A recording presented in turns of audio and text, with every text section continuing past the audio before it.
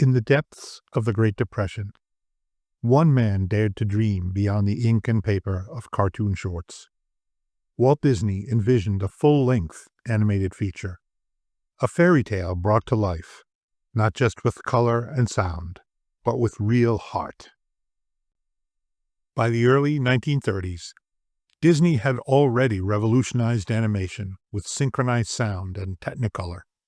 But Walt wanted more. He wanted to tell stories that moved people. In 1934, he gathered his animators and acted out the entire story of Snow White, playing every role with theatrical flair. His passion was contagious. Animator Ken Anderson recalled, "His excitement, it inspired us all." Walt didn't just lead, he empowered. He challenged his team to perfect new techniques like the multiplane camera to add cinematic depth, and rotoscoping to help animators mimic actual human motion. He brought in art instructors from Chouinard Art Institute to elevate the team's skills in animating emotion. Snow White has an enchanting look and feel, unlike any other Disney feature. The watercolor-style backgrounds and characterizations are pure delight. Music was central to Walt's vision. He worked closely with composers Frank Churchill and Larry Morey to ensure each song advanced the story. "Someday My Prince Will Come" and "Hi Ho" weren't just catchy, they were emotional anchors. But as costs soared past $1.4 million, about $33 million today, Walt and Roy faced mounting pressure. Skeptics called it Disney's folly. Walt mortgaged his home, and Roy saved the day by securing a critical loan from Bank of America after showing a rough cut to bank executives. Walt's leadership was tested daily. He navigated creative disagreements, burnout, and skepticism, even from his own staff. But he never wavered. He held nightly story meetings, gave personal feedback on animation reels, and encouraged experimentation. When morale dipped, he reminded his team of the bigger picture. We're not just making a cartoon, we're making history. After years of work, the premiere was electric. The audience was spellbound.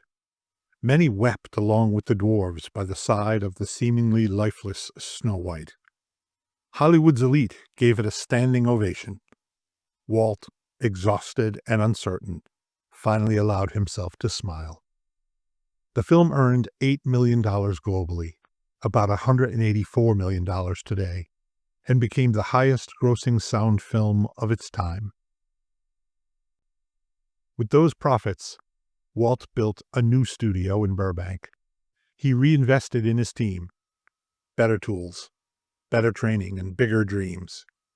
This was a major expansion for Disney and led to more feature-length animated films, and soon enough, groundbreaking live-action movies like Treasure Island and 20,000 Leagues Under the Sea. Snow White proved animation could be art. The Academy awarded Walt a special Oscar, 1 full-sized and 7 miniature statuettes. Other studios, like Fleischer, rushed new animated features out, but without much success. Disney led the way on animated films for more than 20 years after the release of Snow White, showing that this was no easy feat. This film, along with 1939's The Wizard of Oz from MGM, have shaped how generations understand and delight in fairy tales. Its characters, music, and themes have become part of global culture. Animated features have become commonplace, and with new digital production techniques, are likely to continue to grow in popularity. Walt Disney didn't just make a movie. He cast a vision into reality, one frame at a time, with a team who believed in the impossible. Walt was everywhere during the making of Snow White. He and Roy knew they were betting the studio on this picture. It was the brothers' ability to transfer Walt's vision and tenacity to their team that created this classic. Snow White will always be part of the legacy of Walt's wisdom. Thank you for viewing this video. Please consider liking the content and subscribing to our channel. Let us know what you think in the comments below and suggest stories you'd like to see next.